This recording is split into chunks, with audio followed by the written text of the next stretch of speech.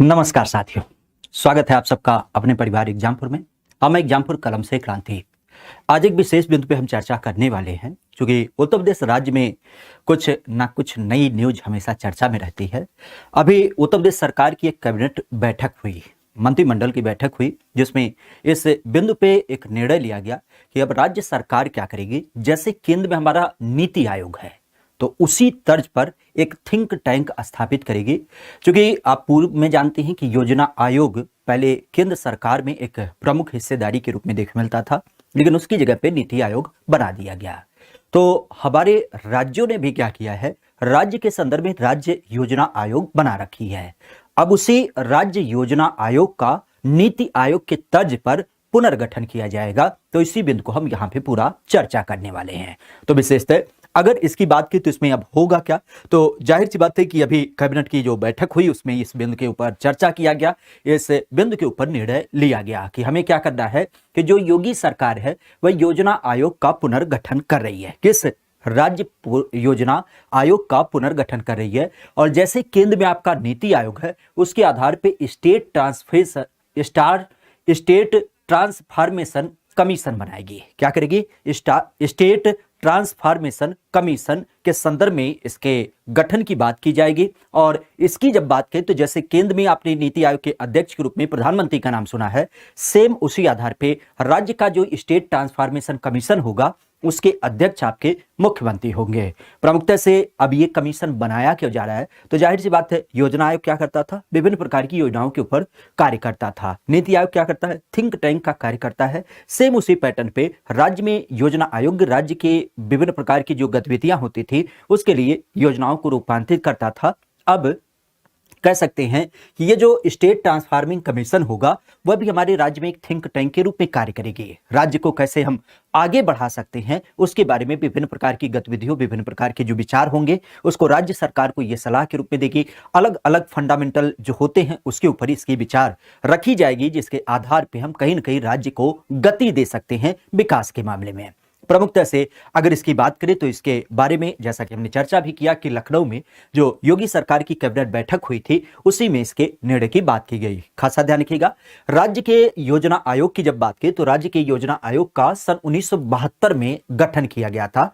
और उसी संदर्भ में कह सकते हो कि अब हमारे यहाँ पे क्या होगा, इस संदर्भ में इसके एवज में अब स्टेट ट्रांसफॉर्मेशन कमीशन गठन किया जाएगा इसकी जगह पर। और इस तरीके से कह सकते हो कि जो राज्य योजना आयोग के पहले अध्यक्ष मुख्यमंत्री होते थे, तो अब भी क्या होगा, जो स्टेट ट्रांसफॉर्मेशन कमीशन होगा उसके अध्यक्ष भी आपके यथावत मुख्यमंत्री बने रहेंगे।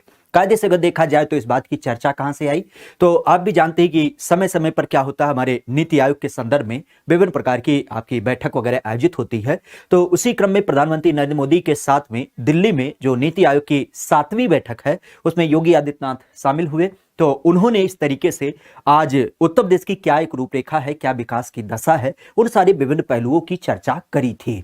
तो उसी आधार पर चूंकि नीति आयोग की बैठक हुई थी तो वहीं पर यह एक तरीके से कह सकते हो बिंदु उभर कर आया कि जो राज्य का योजना आयोग है उसकी जगह पर स्टेट कह सकते हो कि ट्रांसफॉर्मेशन कमीशन का गठन किया जाना चाहिए। प्रमुखता से देखा जाए तो इसकी जरूरत क्यों, थिंक टैंक आखिर क्यों चाहिए? थिंक टैंक जैसा कि विकास के लिए चाहिए। तो विकास की धारा में आप सबसे पहला बिंदु तो यही जानते हैं कि आज उत्तर प्रदेश का एक सबसे बड़ा जो लक्ष्य है वह यह है कि यूपी की अर्थव्यवस्था को हमें 1 ट्रिलियन यूएस डॉलर के बराबर पहुंचाना है। अर्थात 80 लाख करोड़ रुपए का ये जो आपका अर्थव्यवस्था का आकार है उसे देना है। तो उसके लिए कहीं ना कहीं हमें विभिन्न प्रकार की विचारधाराओं की जरूरत पड़ेगी। प्रमुखता से अब जाहिर सी बात है ये आकार इतना छोटा नहीं है, काफी चुनौतीपूर्ण टास्क है। एक तो हम अपने उत्तर प्रदेश राज्य की जब बात की तो इसको बीमारू, पिछड़ा और एक तरीके से गरीब राज्य की संज्ञा दी जाती थी, और उसमें भी इस स्तर पर विकास करना है तो कैसे हम विभिन्न कार्यों को कर सकते हैं। तो ये चुनौतीपूर्ण लक्ष्य प्राप्त करने के लिए सरकार योजनाओं के आधार पर कार्य करेगी। अर्थात स्टेप बाय स्टेप इस कार्य को अगर जो संचालित करें तो लगभग हम उस लक्ष्य को पा सकते हैं, क्योंकि ये कोई बड़ा टास्क भी नहीं है। इसके लिए जाहिर सी बात है अब हमें विभिन्न प्रकार के इंफ्रास्ट्रक्चर को डेवलप करना होगा, आधारभूत संरचना को विश्व स्तरीय और साथ ही साथ सुदृढ़ बनाना होगा। और इसी क्रम में प्रभावी सुशासन, चूंकि आप भी जानते हैं शासन हर जगह महत्वपूर्ण होता है, साथ ही साथ कौशल विकास, जो विभिन्न लोगों में स्किल्ड है उसका हम प्रयोग करते हुए तीव्र निर्णय लेने की क्षमता, चूंकि आप भी जानते हैं सरकारी कामकाज सबसे ज्यादा अगर जो फेमस है तो वो केवल लेट लतीफी के लिए फेमस है। तो इस कारण से तीव्र निर्णय लेने की प्रक्रिया और लक्षित नीतियों और नियम खासा इस दिशा में काफी कारगर साबित होंगे। अर्थात अगर जो हम ओवरऑल बात करें तो $1 ट्रिलियन इकोनॉमिक तो हमें बनाना ही बनाना है, लेकिन और भी विभिन्न पहलुओं को हम इसमें क्या कर सकते हैं, रेखांकित करते हुए थिंक टैंक की मदद से आगे बढ़ने की पूरी कवायद कर सकते हैं।